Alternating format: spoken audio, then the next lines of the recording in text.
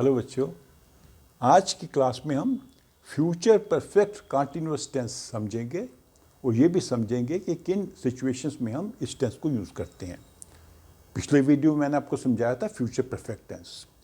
तो पहले future continuous का थोड़ा मैं आपको रिवाइज कर देता हूँ। फ्यूचर कंटिन्यूअस का मतलब है कि कोई इवेंट भविष्य में होगा और कुछ समय तक चलेगा।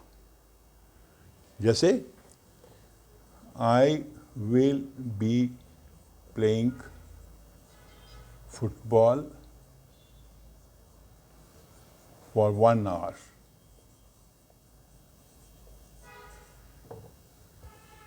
Will be playing football. मैं खेलूंगा कुछ समय के लिए। कितना समय है? 1 hour. तो ये है फ्यूचर कंटिन्यूअस। तो परफेक्ट में क्या होता है? परफेक्ट टेंस जहां भी होता है वो एक्टिविटी कंप्लीट हो रही है।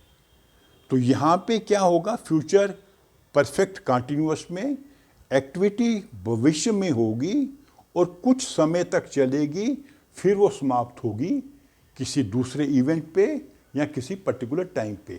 तो यहाँ पे ये एक्टिविटी चलनी है, कुछ समय तक चलनी है भविष्य में और फिर कंप्लीट होनी है।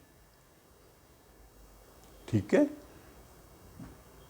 इसमें कैसे सेंटेंस बनते हैं?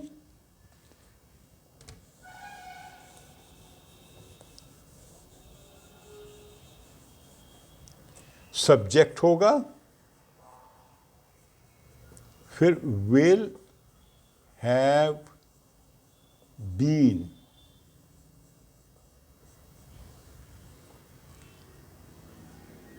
फ्यूचर कंटिन्यूअस में सिर्फ विल बी था। फ्यूचर परफेक्ट कंटिन्यूअस में will have been, will be ये फ्यूचर कंटिन्यूअस है, will have been future continuous, future perfect continuous. Have से आपको आइडिया लगना चाहिए कि परफेक्ट है, मतलब किसी निश्चित समय तक चलता रहेगा और फिर कंप्लीट हो जाएगा ये जो इवेंट है या ये जो एक्टिविटी है।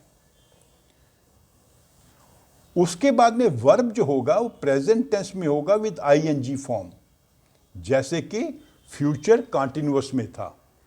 फिर रेस्ट ऑफ सेंटेंस। अच्छा, इस टेंस के बारे में मैं आपको थोड़ा बता देता हूं। ये जनरली बहुत कम यूज होता है, इसलिए ज़्यादा आपको इसकी चिंता नहीं करनी है, लेकिन थोड़ी जानकारी होनी चाहिए ताकि जब आप कोई बुक पढ़ो या कोई लेसन पढ़ो या कोई टॉपिक पढ़ो, आपको समझ आ जाए कि ये जो लिखा हुआ है उस बुक में या उस चैप्टर में उसका अर्थ क्या है। तो विल हैव बीन वर्ब होगा आईएनजी फॉर्म में, रेस्ट ऑफ सेंटेंस मतलब एक एक्टिविटी भविष्य में होगी और कुछ समय तक चलेगी, फिर वो समाप्त हो जाएगी। ठीक है?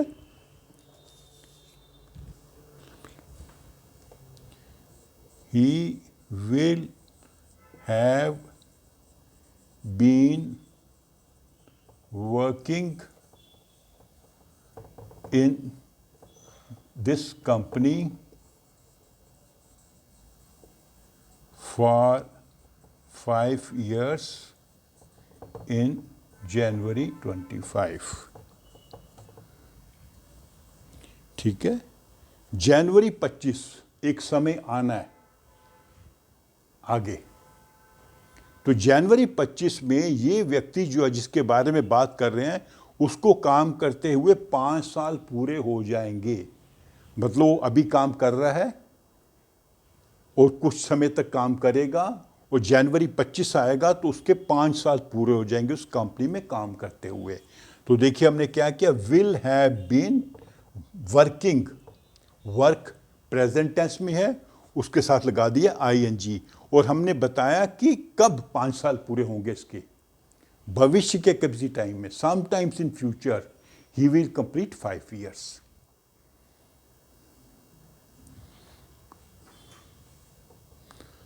I will have been waiting for you by the time you come। waiting for 2 hours, time भी दे रहा है ना, waiting for 2 hours by the time you come.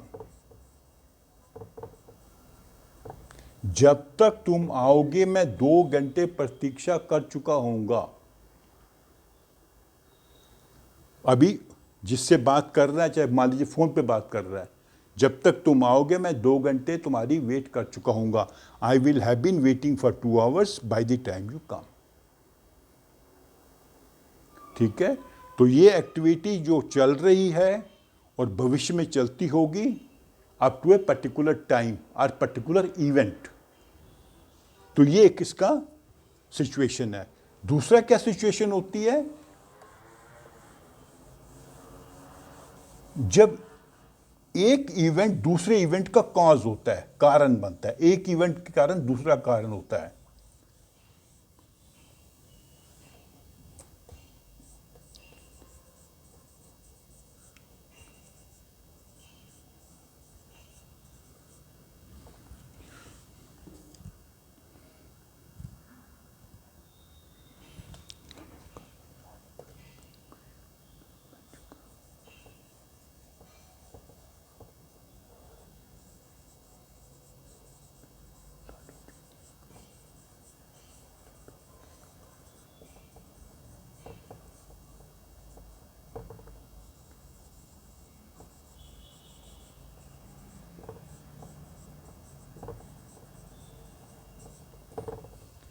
You will be, sorry, I will be tired.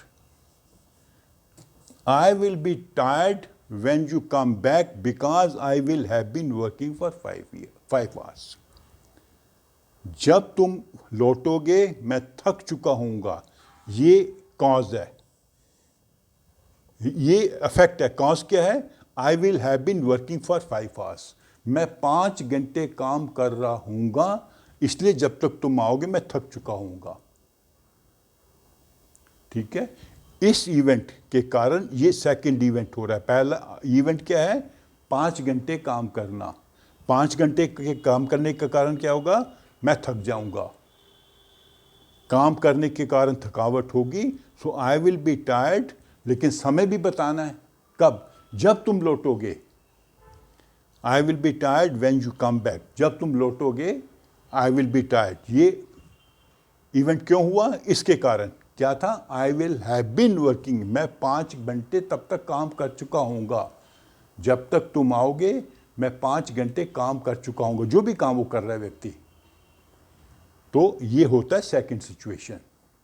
ठीक है, तो इसे कहते हैं फ्यूचर परफेक्ट कॉन्टिन्यूअस।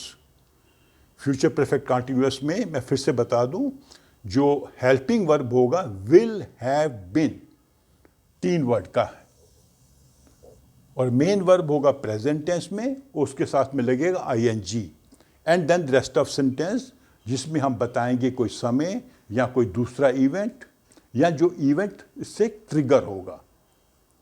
तो लकीली ये ज़्यादा यूज़ नहीं होता है, पर फिर भी आपको समझ होनी चाहिए, ताकि आप इसको जबकि रीडिंग करते हो तो आप चीज़ों को समझ सको। ओके, तो इस प्रकार हमारे जो टेंस के ऊपर सारे जो एरियाज थे कवर हो गए। हमने प्रेजेंट टेंस समझा, प्रेजेंट कॉन्टिन्यूअस समझा, present perfect, present continuous perfect समझा, पास्ट टेंस, पास्ट कॉन्टिन्यूअस, फिर पास्ट परफेक्ट कॉन्टिन्यूअस समझा, और फ्यूचर के चारों जो अलग अलग उसके डिस्टिंक्शंस हैं उनको भी समझ दिया। ओके, तो आप मेरी इस वीडियो को लाइक करो, अपने फ्रेंड्स के साथ शेयर करो, और मेरे चैनल को सब्सक्राइब भी करो। Thank you.